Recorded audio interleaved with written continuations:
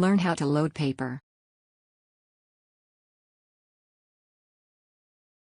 Select Yes, then press the OK button.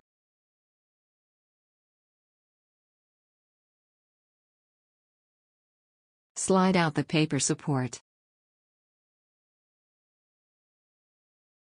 Open the feed slot cover. Move the right paper guide to the edge.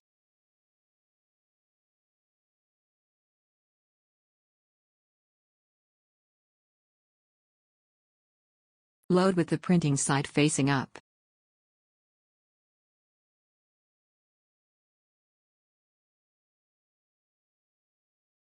Adjust the right paper guide to the paper width.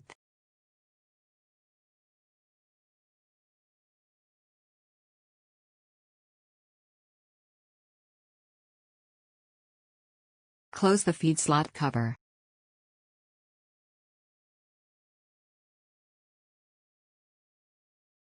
Slide out the paper output tray. Open the output tray extension.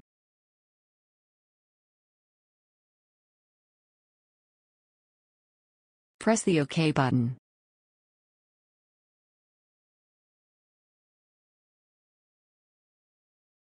Select Yes, then press the OK button.